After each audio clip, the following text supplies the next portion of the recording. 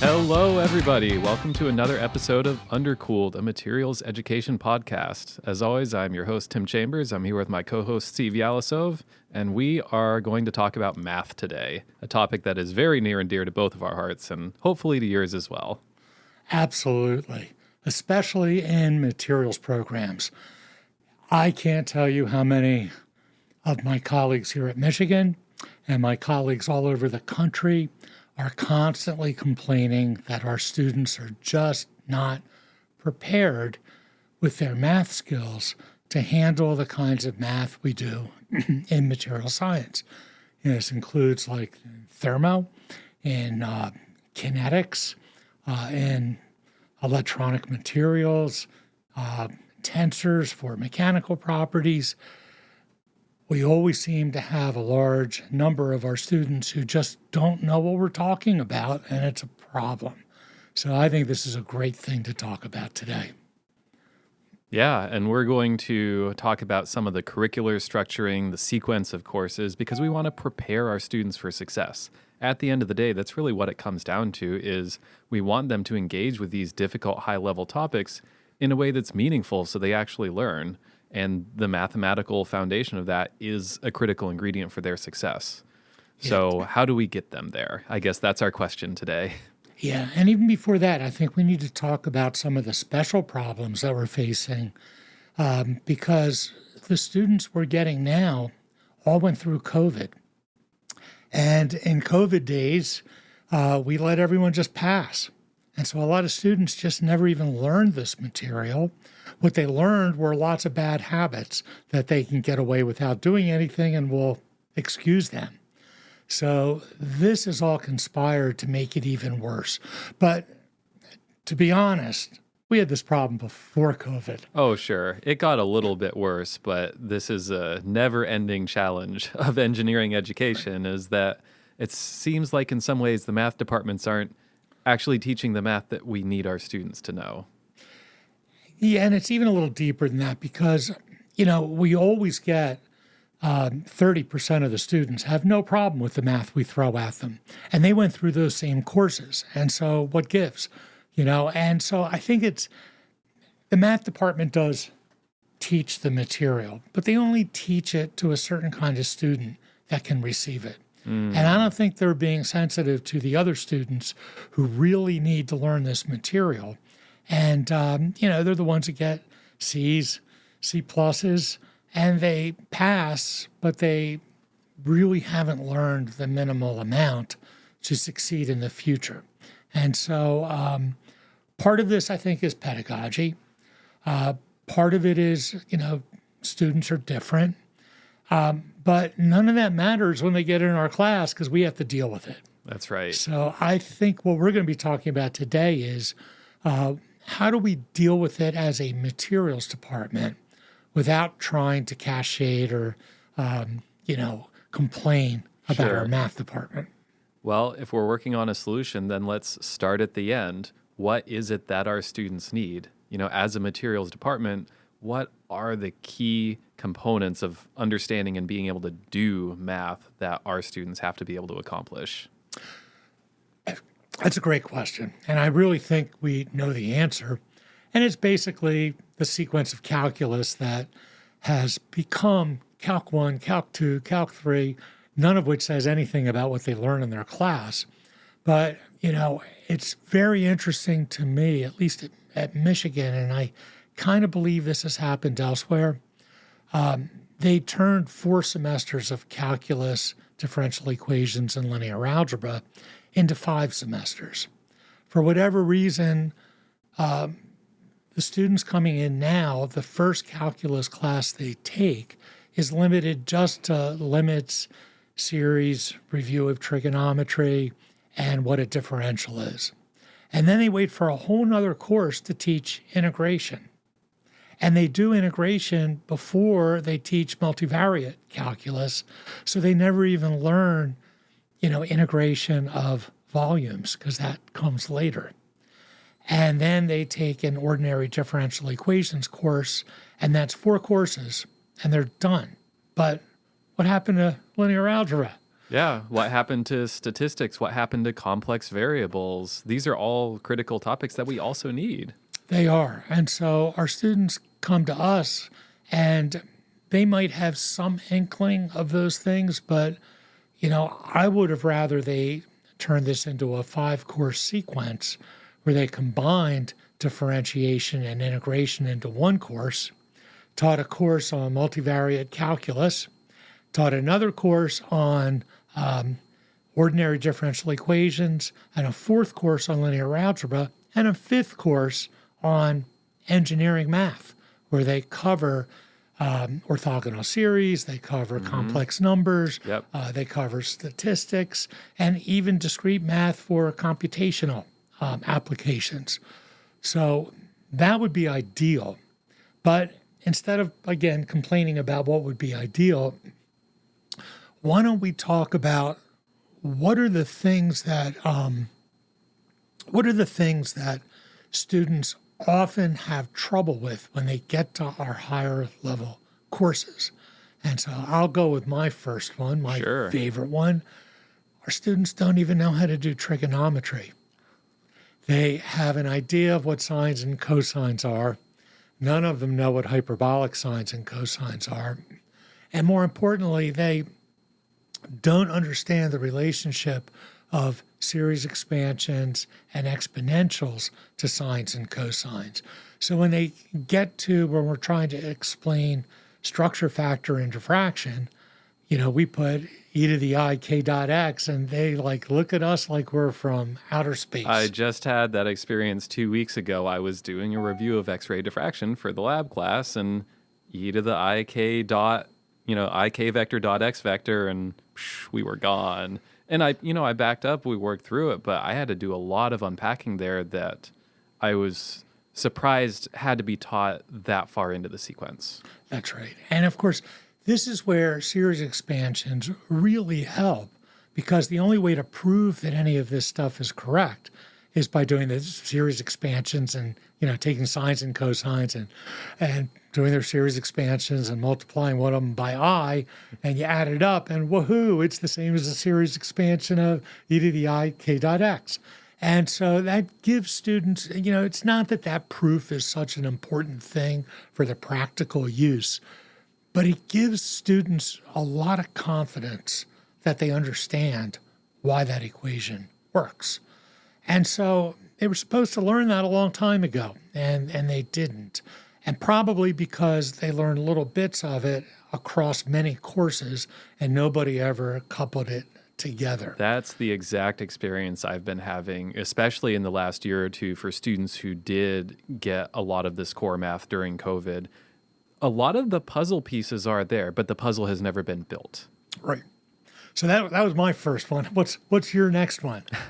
Well, I have some personal feelings about this because I, once upon a time, as an undergraduate student at the University of Michigan, had an amazing linear algebra for scientists and engineers course. And it was a very practical, essentially semester in how to set up and solve eigenvalue problems was really the punchline of it. And that completely transformed the way I thought about math, the way I thought about how math is used to solve scientific problems. Certainly my understanding of quantum mechanics, a lot of it stemmed from that course.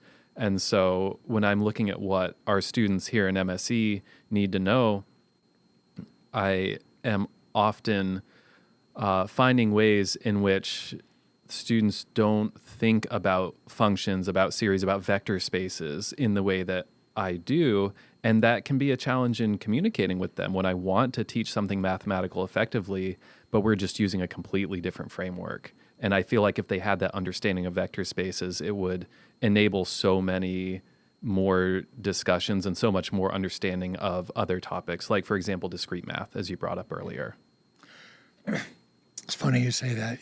I was a math major, so I had a lot of this in a different way than I think a lot of engineers get it. But I probably got it more like a physicist got it, because physicists need this too. And while I've got to say, even three space, just X, Y, Z vectors, I wish our students knew more about that. I teach our introductory course, and I'm blown away by students who don't know how to take a dot product in vector notation. Like, what could be easier? And they just don't understand that. And they don't understand its connection again to trigonometry. But that's at least they have some inkling of what a vector space is. Now, of course, the big thing I wish our students would learn, and no one teaches this in the first few courses of math. I never learned it in the first few courses of math. I learned it in applied math. Well, I actually learned it in real analysis.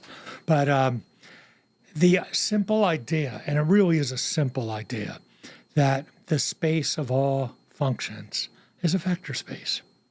And that blew my mind when I learned that. And once you realize that, then you can define a basis set where the basis elements are mutually orthogonal, meaning their dot products are 0, and you normalize it so they're unity. That's all you have to do.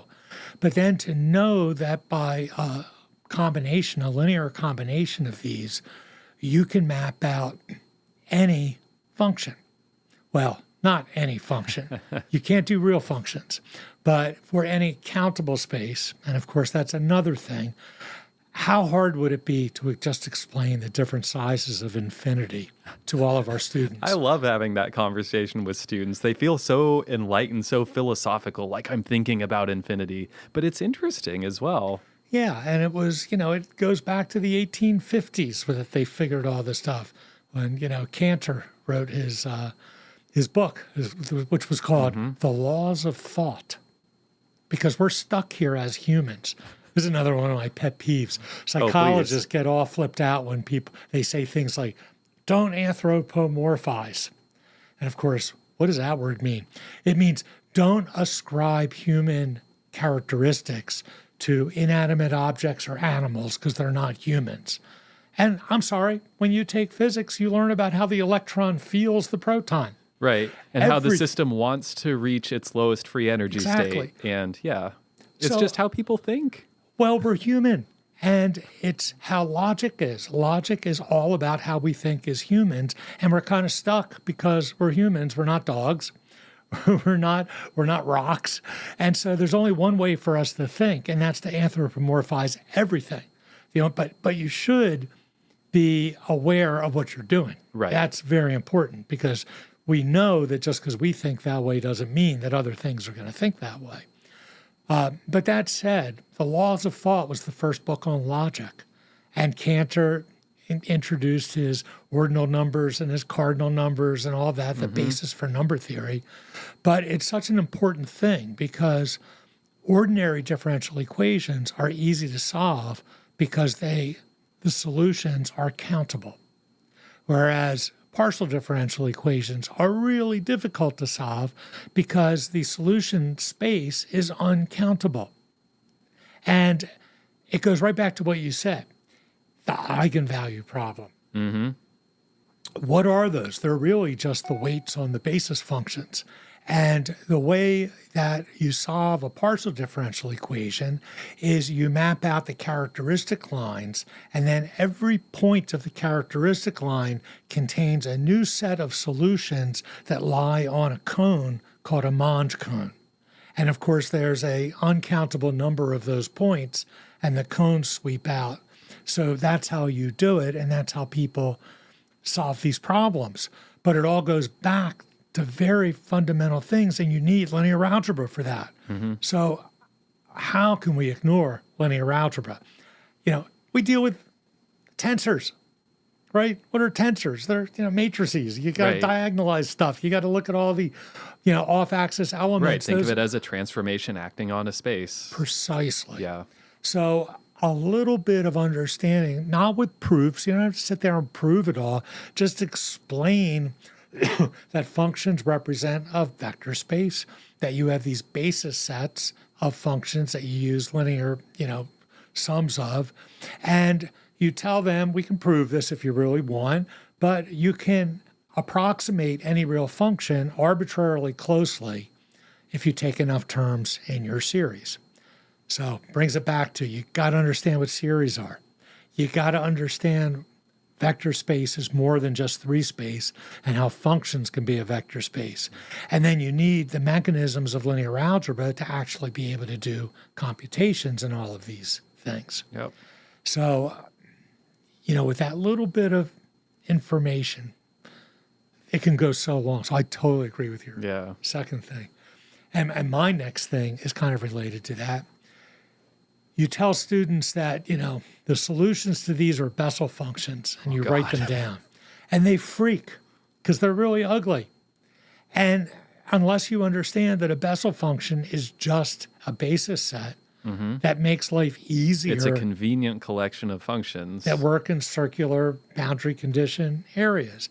And the same is true for any orthogonal series. Any orthogonal series, Fourier series, Legendre polynomials, Bessel functions, Hermite functions, they're all the same. They're all exactly the same from a simplistic view of vector spaces and bases. Why don't we teach it like that? I wish we did. Well, if that's our finish line, then the question becomes, how do we get students here? What can we do from a curricular point of view? What can we do in the classroom to achieve that goal so that we can help our students think in this more sophisticated but also simpler and more effective way about the mathematical problems they're dealing with in their MSE courses? So I think there's two approaches. One is the simple but really stupid idea. Just make them take more math courses. Again, why academics think the solution to any problem is classes another and course. lectures. Yeah. That might work, but it would take forever. And we don't really have room in the curriculum to do that. So we need to be more thoughtful and more innovative, I think, than that. And so we've talked a lot about this, but Tim, why don't you talk about what you think might be a solution to this? Well, first I should unpack the genius idea of the more courses, because even though throwing classes at a problem is exactly as you said, Steve, the academic way, in our case, the way this manifested a couple years ago at Michigan was having this conversation that you, dear audience, just heard. What are our students missing? And then finding the courses where those topics are taught around campus. Many of them math, but some of them in stats, some even in science departments. And we used one of our elective course slots to require a fifth math class out of this list so that students would have a little bit of agency and have an opportunity to specialize more in an area that they found valuable to themselves, be it statistics, linear algebra, whatever. And this idea was great on paper.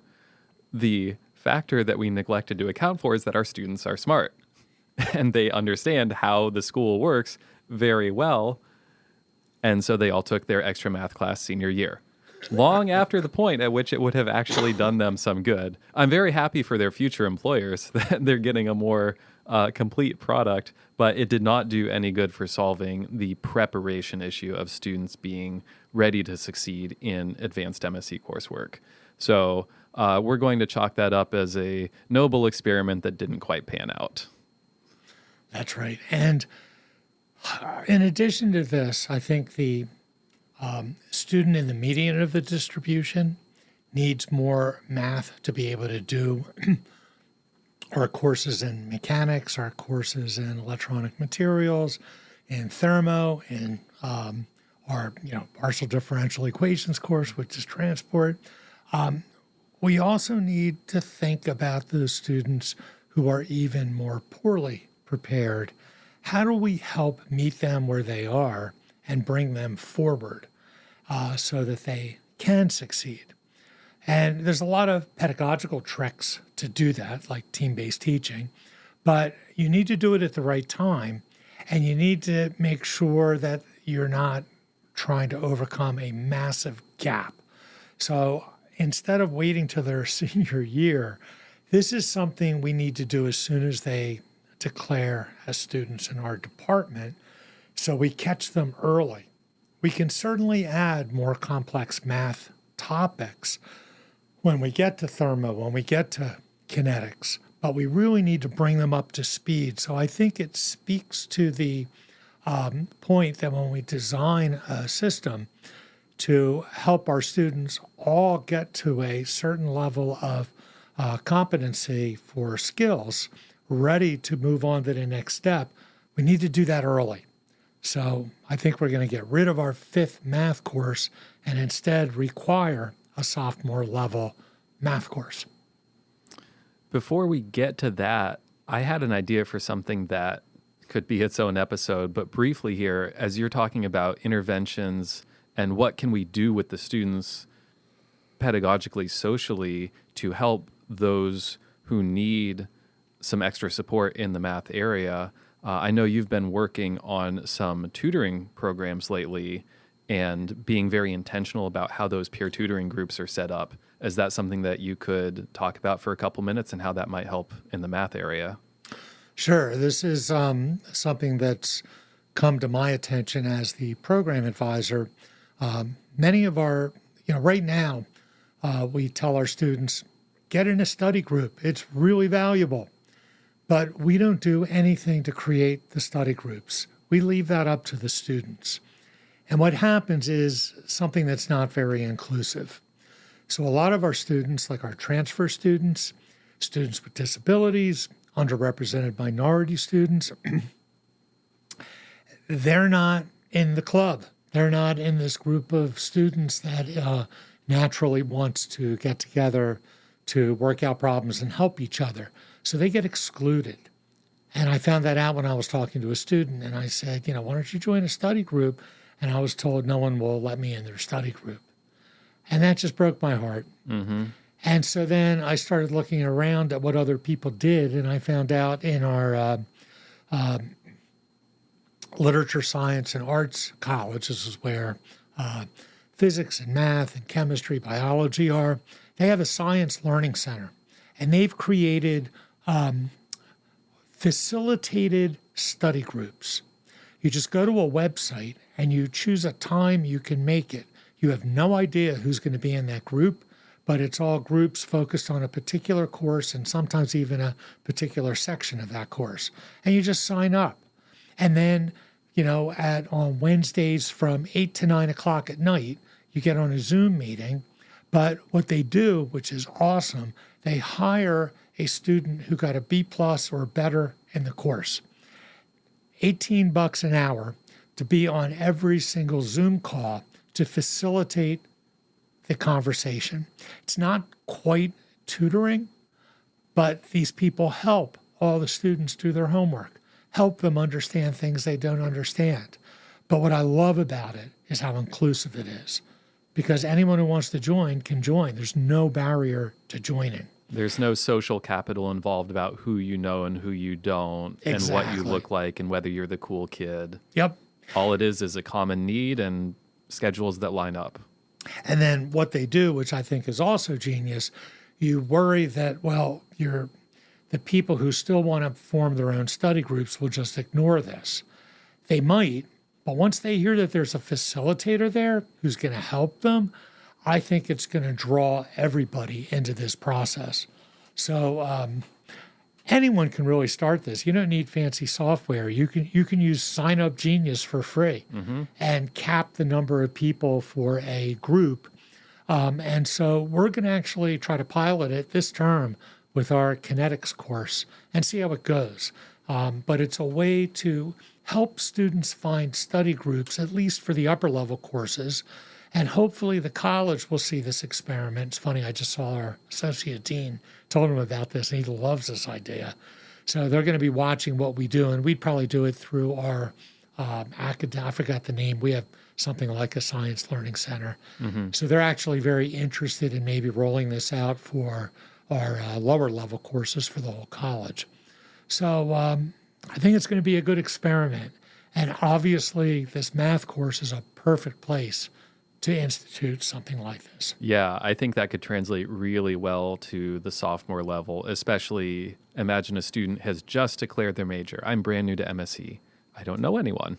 I don't know anything. Where do I even start? And to create this guided experience of just tell us when you're free and we'll handle the rest, I think that can be a really great method to reduce that barrier to entry and get them meeting their peers in an effective and helpful social environment right away. That's right. And of course, this speaks to something I know you believe and I believe, the idea that the best people to learn from are other students who just learned it or learned it within a year because nothing is obvious to them. Whereas we're like some of the worst people to teach. Right. Because to us, it's like, what do you mean you don't understand that? It's obvious. Yeah. And, I've known that for 30 years. Doesn't everyone know that at this point? Yeah. Right. And, but it also is really valuable even to the better students who are going to be helping the students who aren't as advanced because they'll get to teach it. And we all know we learn much better when we teach the material. That's how you really learn something. So it's just a win-win and can be done in parallel with a regular course and should ultimately save the student time because it's a very efficient process to figure out what you're doing wrong. So I think we've come upon this idea, the need for this course, and I guess we should come clean and say Tim here has actually been charged with teaching a course just like this next fall. For better or worse, it's going to happen. Yes, so he's been thinking about this a lot.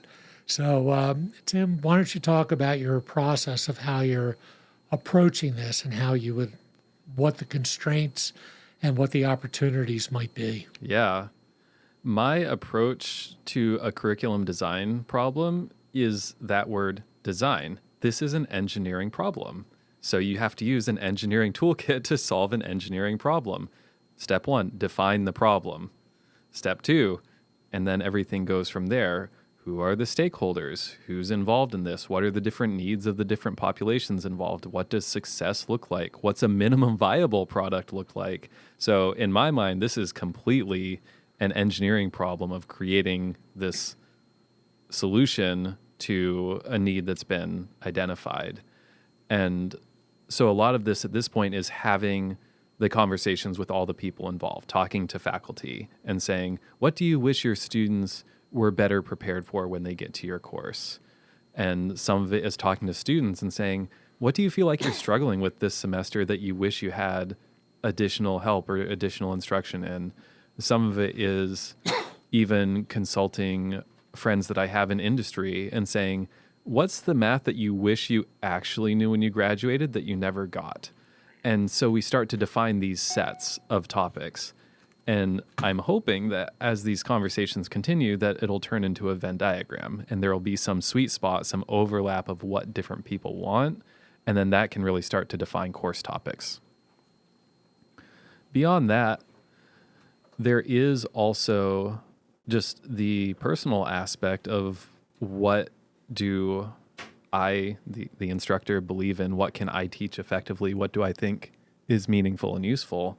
And then trying it. Throw the pasta at the wall, see what sticks. That's always the last step in a new course, is just giving it your best and then finding out what you were right about and what you were wrong about. And then you iterate, because it's an engineering problem and that requires iteration as well.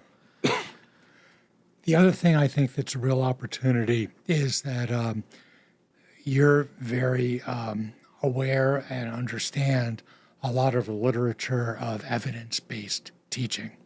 So I presume you're going to be putting in a massive amount of active learning, lots of feedback loops, so that students get their reps in and actually do the work themselves, practice without fear of failing, so that they can actually learn the material. Yeah, absolutely. Something that I know a lot of students don't appreciate, and I find also quite a few faculty don't appreciate, is that you need to have the conceptual understanding of the math, but it's also just a skill. It's a practice that you develop through repetition, but that the goal for our students should be to achieve a level of automaticity with this skill, not to have to sit down and think for 3 hours about how to do this integral, but to sit down and have the integral sort of solve itself while their pen just walks across the paper because they've done it before, and to say, oh, I guess I didn't have to think so hard about that after all,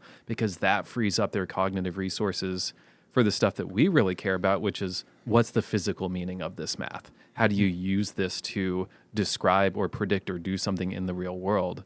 And if they're spending all of their brain power saying, where do I put the x squared?